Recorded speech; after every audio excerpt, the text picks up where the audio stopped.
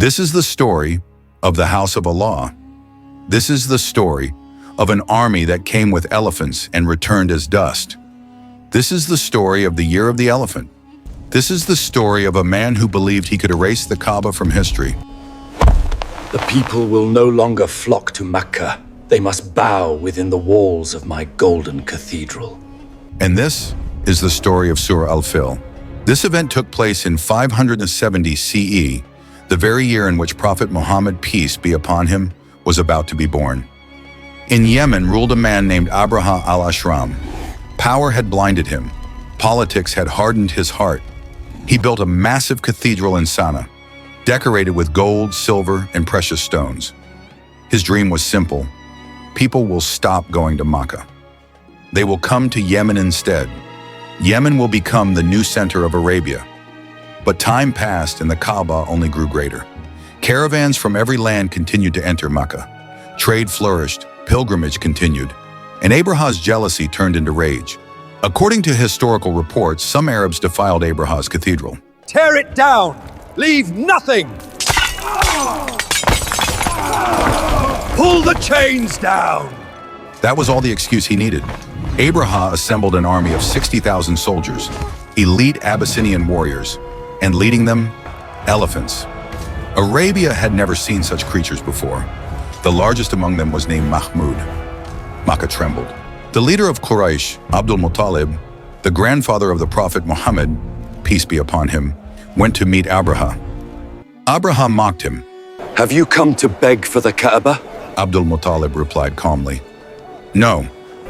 I have come to take back my 200 camels. Abraha laughed. You don't care about your sacred house? And then came the sentence that history never forgot. I am the owner of the camels.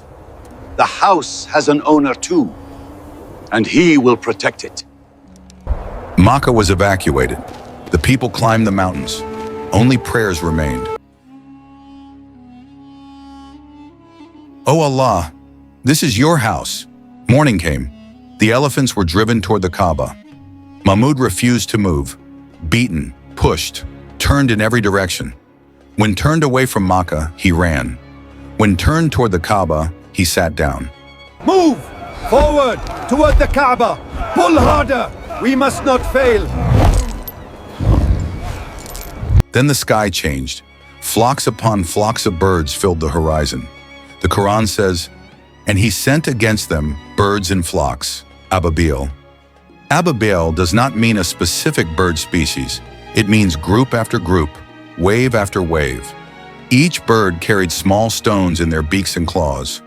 Stones of baked clay, sijil. Pebbles so small they could crumble in your hand. But when Allah commands, even dust becomes destruction. Retreat! Retreat! The birds are attacking! Run for your lives! It's the wrath of God! The stones fell, not like rain, like judgment.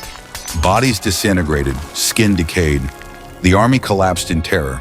The Quran describes it perfectly, and he made them like chewed straw. Not just defeated, erased. Abraha fled, his body rotting piece by piece until death overtook him. Ibn Kathir states this was an irhas, a miracle that occurred before the birth of the Prophet Muhammad, peace be upon him, as a sign of his coming. The people thanked Allah, and the sacred ground was kept free of bloodshed. No retaliation, no revenge. The Kaaba remained guarded, not by men, but by its Lord. لبيك اللهم لبيك.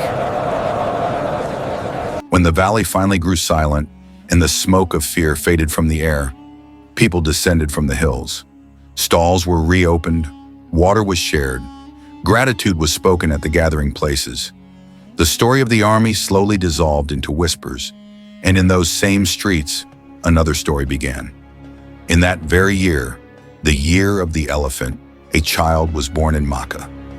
A child from the lineage of Ibrahim, peace be upon him, through Prophet Ishmael, peace be upon him, a child of Banu Hashim, a child whose father had passed away before seeing his face, and whose mother, Amina bint Wahb, held him close. The news reached his grandfather, Abdul Muttalib, keeper of the Kaaba, he came to see the newborn, and he chose a name.